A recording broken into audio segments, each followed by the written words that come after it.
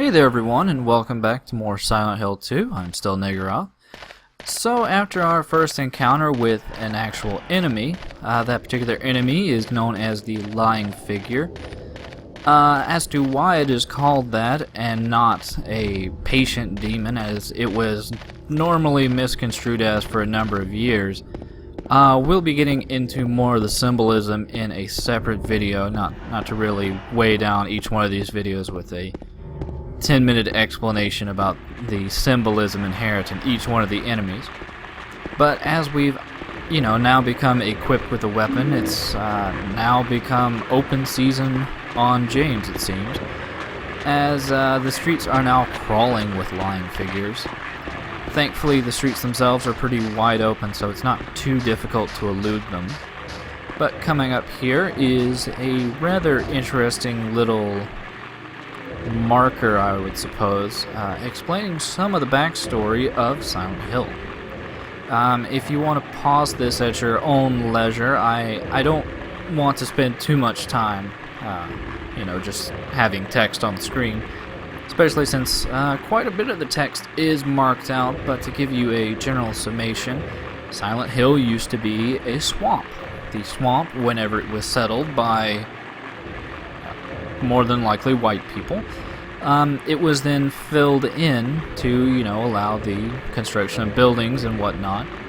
And apparently the swamp became known as Blood Swamp due to, well, you can assume why something would be called Blood Swamp.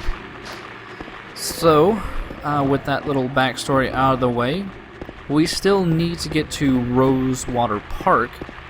But as the street leading up to Nathan was still apparently cut off due to some large seismic activity, I guess we can allow ourselves some small tour of the wonderful suburbs and general area of Silent Hill 2.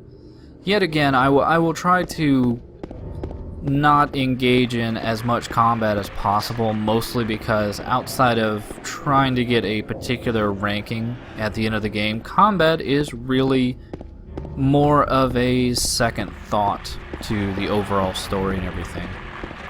Even though here I will decide to finally go ahead and show off what combat really is like. You basically, with any melee weapon, you basically have two different types of attack to choose from. For the piece of wood, or the plank as I think they call it, you have the downward strike you see me use more often than not, because it has a bit longer range. He also has kind of a frantic swing that he'll do back and forth, but since that has a bit shorter range, I tend not to use that. Whenever we're not going to see the actual attack the lying figure for a little bit, but we will see it in this particular video. But its particular attack you'll see, even though there's not really any ranged enemies to speak of in the Silent Hill 2 game, you do want to try to keep your distance, or really try to judge the best distance whenever fighting a lying figure, or really any enemy for that matter. But oddly enough, it seems that some of the streets are blocked off with what appears to be some construction, which is a bit odd, as I don't think I've ever seen any street construction that takes up, or puts up a very large tarp. But it looks like we got a motorhome back here, which we'll be investigating in just a second. I want to make sure that I couldn't go down this tunnel, and apparently not.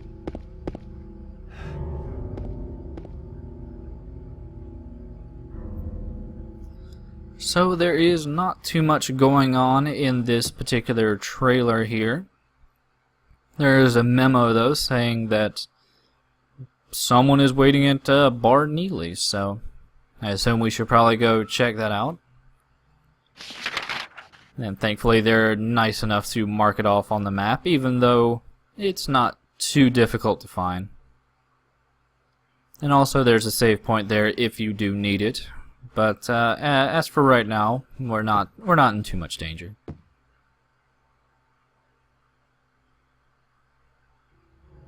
So it's time to head back up the street to Bar Neely.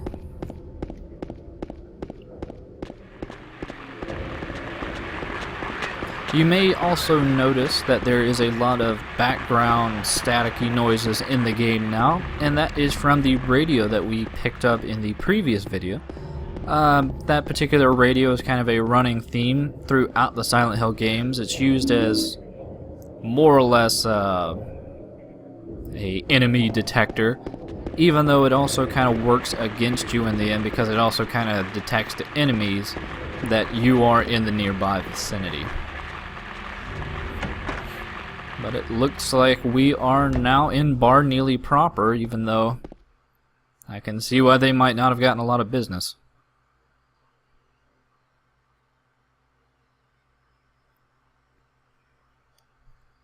But it looks like somebody was doing their own investigation around Silent Hill, checking out different businesses for some reason, and also marking off the end of Martin Street for some rather inexplicable reason at this time.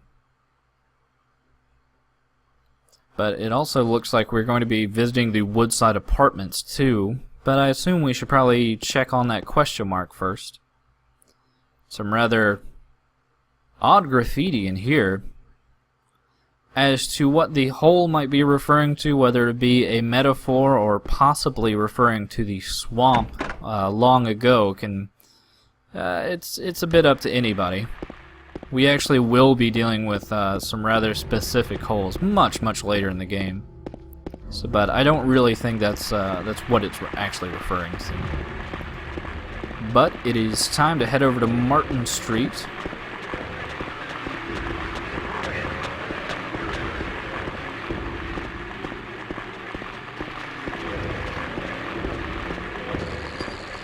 Martin Street is more or less kind of a back alley. It's so people can access a few of their garages and things like that.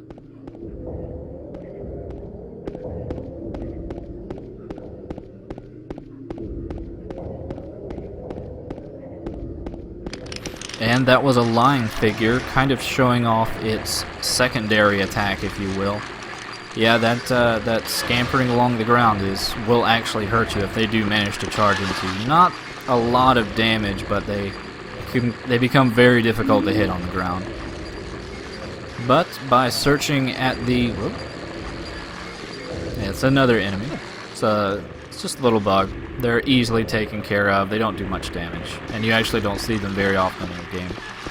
But we now do have the key to get into the apartment, so we'll go ahead and head over that way, even though we will be taking a short detour on our way there.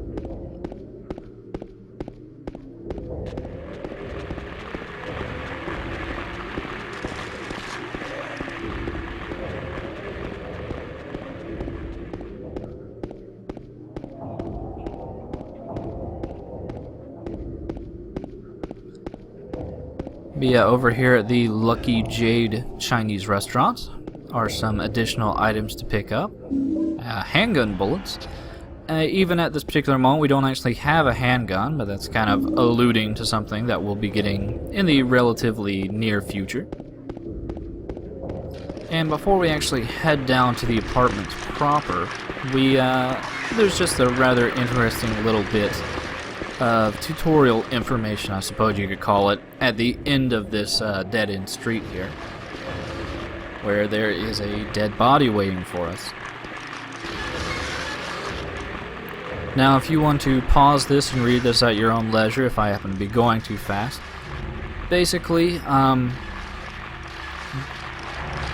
what these documents seem to be alluding to outside of tutorial information, is also that that this gentleman and another gentleman, who might easily be that guy at the end of Martin Street, were in Silent Hill for some reason, and one of them started to see basically possibly what we're seeing now.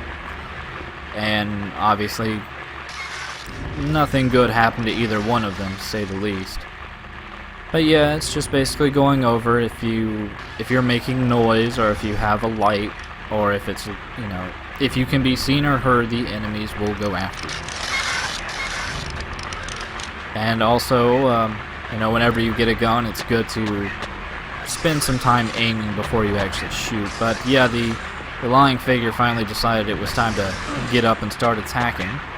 And you see that its attack is more or less a venomous spray from some unknown orifice.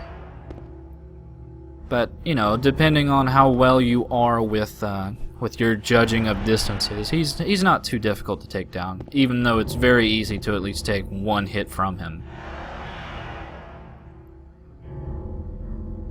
And I think even with this fairly good advice, James really won't take heed of it, as he's pretty dead set on finding his wife. But it is time to head over to the apartments now. There's, I think we've gotten pretty much all of the hidden little caches of items that are sitting around the streets.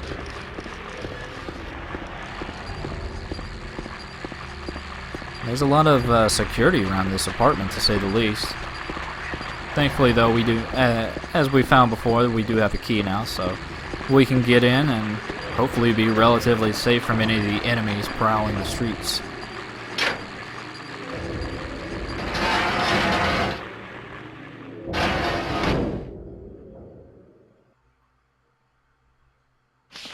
Also, it looks like we might be able to take the apartments up to Nathan Avenue, so hopefully we can do that, and we'll see you next time on more Silent Hill 2.